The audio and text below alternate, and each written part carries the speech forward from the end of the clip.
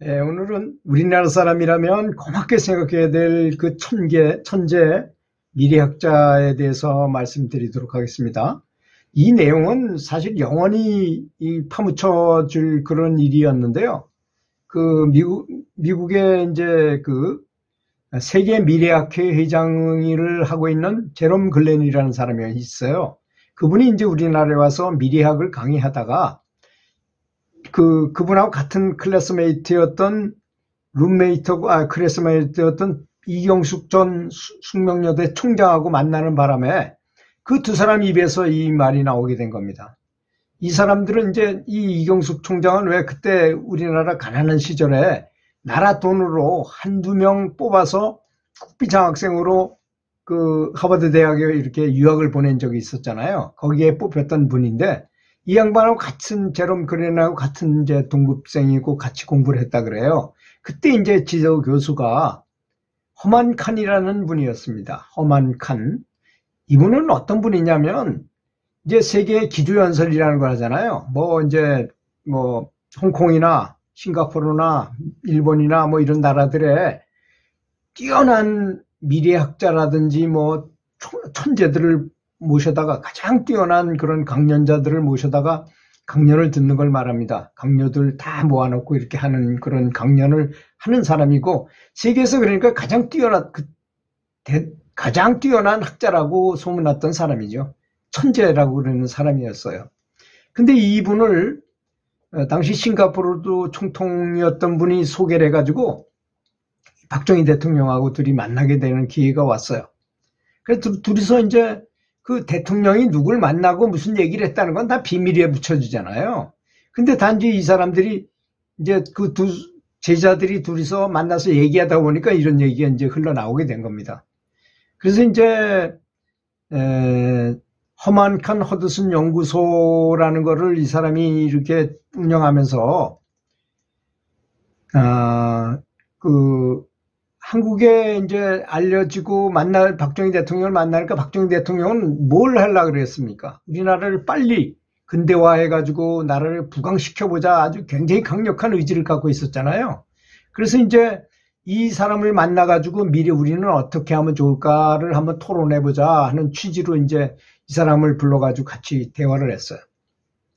대화를 했는데 한번 대화를 시작했다 하면 3일 밤 3일 낮을 그냥 밤을 새우면서 얘기를 했다 그래요. 그 주제는 그린이었답니다. 그린.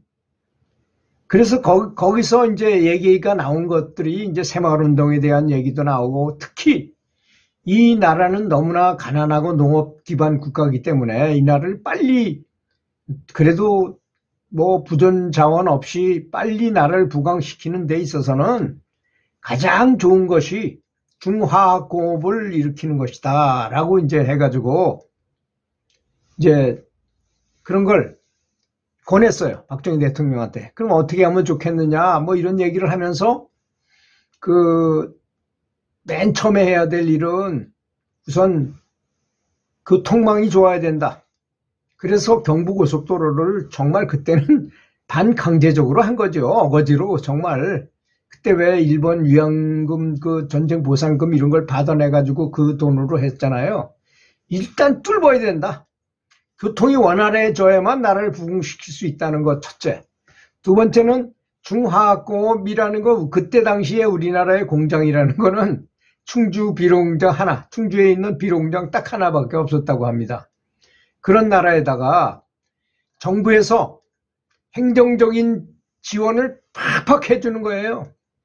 얘네 이런 걸 해라. 그리고 또 정부에서 지원해주면서 교수들하고도 연결시켜주고 실업가들하고 이렇게 다 연결해가지고 적극적으로 밀어주는 거예요. 정부에서.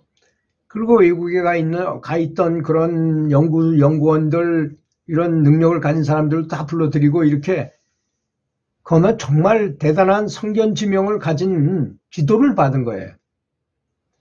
사실 여러분은 미래학에 대해서 별 관심이 없는지 모르지만 저는 이제 미래학 강의를 주로 많이 했던 사람인데요. 이런 경우가 있었어요. 당시에 이제 5.1달러 이런 5.1 쇼크라는 것이 일어나기 전의 얘기입니다. 거기에 이제 쉘이라는 회사가 있잖아요. 네덜란드에 있는데 다국적 기업이에요. 다국적 사람들이 이렇게 모여서 기업을 만들었던, 뭐 그때 당시에 세계 10위권에도 못 들고 저 밑에 있던 조그만 그런 석유 회사였는데, 여기에 우연히 2명의 미래학자가 있었다고 그럽니다. 그 회사에. 그 회사가 성견지명이 있었던 거죠. 미래를 한번 예측해보고 미래를 생각해보는 학자들이 둘이 있는데, 이 사람들이 강력하게 CEO들한테 얘기했어요. 유전을 많이 확보해라. 유전을 많이 확보하면 우리 회사가 금방 성장할 것입니다. 해가지고, 그때는 뭐 유전이 굉장히 쌌었죠. 그 오일 쇼크가 일어나기 전이니까. 그래도 유전을 많이 샀어요, 여기서. 다른 데서는 그까짓 걸 뭐하러 사느냐, 이렇게 생각하고 있던 시절이죠. 아마 틀림없이 이것이 전략화되고 오일 쇼크가 일어나게 되면 이 유전이 있다는 것이 굉장히 유리하게 될 것입니다. 라고 이제 미래학들이 예측을 한 거예요. 미래를 생각해가지고. 그래서 이제 뭐 싼 그 유전들을 몇 개를 사놨어요. 근데 정말 아니나 다를까 오일 쇼크가 일어났잖아요. 대단했죠. 근데 여기는, 이래서 이 쉘이라는 것이 졸지에 그냥 10대 재벌로 올라갔어요. 세계 10대 재벌로 올라가게 됐어요. 엄청난 급성장을 하게 됐습니다. 그 일을 이제 사업 기업가들은 다 알잖아요. 그런 사실을. 그래서 그때부터 미래학이라는 게 참으로 중요하구나, 이렇게 생각하게 됐고, 두 번째는 여러분들 잘 아시는 일본의 후지필름하고 코다칼라라는 게 있었잖아요. 여기에 이제 코다칼라에 있던 사람이, 그 연구원이 연구하다가 디지털 카메라를 발명했어요. 그러니까 발명해가지고 이렇게 앞으로는 이런 식으로 나가는 거 좋겠다고 얘기를 하니까 코다칼라 그 경영진들이 딱 들어보니까, 야, 저놈이 만약 저걸 개발하면 우리 필름하고 카메라 이런 거 다 한마디로 꽝이 돼 있는 거 아니냐? 야, 인마 그런 거 필요 없어. 뭐 이렇게 얘기하는 거 이 사람은 기분 나쁘잖아요. 그래서 자기를 알아줄 만한 데를 찾아갔어. 휴지필름으로 갔어요. 그래서 휴지필름에서는 그걸 받아들여서 그렇게 개혁을 해버렸어. 그래서 휴지필름은 아직까지 있잖아요. 근데 코다칼라는 그냥 그때부터 내리막셀 타가지고 그대로 옛 것을 그대로 유지하다가 그냥 도산하고 말았다는 것입니다. 그런 예는 너무나 많죠. 지금도 우리는 미래를 예측하는 기법이 몇 가지 있어요. 뭐 델파의 기법이라든지 뭐 여러 가지 방법이 있는데, 그런 것들을 한번 예측해 본다는 것은 대단히 중요한 것입니다. 미래를 예측한다는 것은. 그래서 이제 이 허만칸 교수가 박정희 대통령하고 서로 얘기를 해가지고 이렇게 했는데, 이렇게 이제 한국에서 중화학공업을 일으키고자 한다 그랬으니까 독일에 있는 미래학자들, 이제 그때 좀 그분하고 비슷한 정도의 유명세를 탔던 사람이 그랬대요. 이 세상에서 제일 정치를 못하는 나라, 코리아, 한국을 쳤답니다. 말도 안 되는 소리다. 저건 진짜 정치를 너무 잘못하는 것이다, 이거야. 어떻게 저렇게 가난한 나라에서 중화학공업이 뭐냐? 중화학공업을 하려고 했냐? 이렇게 말했다는 것입니다. 그럼에도 불구하고 벌써 이미 박정희 대통령은 허만칸 교수한테 얘기를 다 들어서 상황을 다 분석하고 이래가지고 이미 요걸 하면 된다는 걸 알고 있었거든요.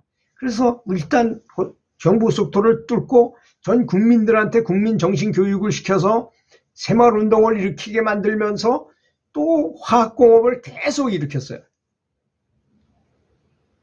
그래서 우리나라가 이제 크기 시작하게 된 것입니다. 그래서 우리나라가 그때 당시에 이제 허만칸 교수가 하루는 이경숙 교수가 이제 거기서 그 하버드대에서 공부를 하고 있는데, 아니 출장을 오랫동안 갔다 오더니 이 허만칸 교수가 그러는 거예요. 그때 당시 우리나라 국민소득이 $300밖에 안 되는 정말 최빈 국가였었는데, 어느 날 그러는 거예요. 이 허만칸 교수가, 야, 앞으로 10년 이내에 한국이 세계 경제 10대 경제 대국이 될 것이다 라고 얘기하는 거야. 그래서 자기는 한국 사람인데, 코리아에서 온 사람인데 그 소리를 들으니까 너무나 한심하잖아요. 말도 안 되는 소리야. 그래서 말도 안 되는 소리라고 이렇게 생각을 했었다 그래요, 그때 당시에. 그럼에도 불구하고 정말로 우리나라는 부흥해가지고 한강의 기적이라는 기적을 일으킨 것입니다. 여러분, 저는 뭐 어떤 사람이 이러니 저러니 일을 말하고자 하는 것이 아닙니다. 미래에 10년 후에 내가 당할 일, 5년 후에 있을 일, 100년 후에 있을 일, 미리 예측해가지고 미리 대비하고 이렇게 하는 것이 바람직하다는 것을 말하는 것입니다. 예를 들어서 내가 총각이면서 나이가 50 정도인데 이제 곧 10년 잠깐 있으면 오거든요. 사실 60이 넘고 그러면 직장도 갈 수 없고 그럴 때 내가 노후에 대한 어떤 자금을 준비하거나 뭐 연금을 들어놓거나 뭐 이런 걸 안 해놓으면 나중에 가서 아주 굉장히 곤란해지잖아요. 그리고 수행자라면 수행을 할 수가 없을 거 아닙니까?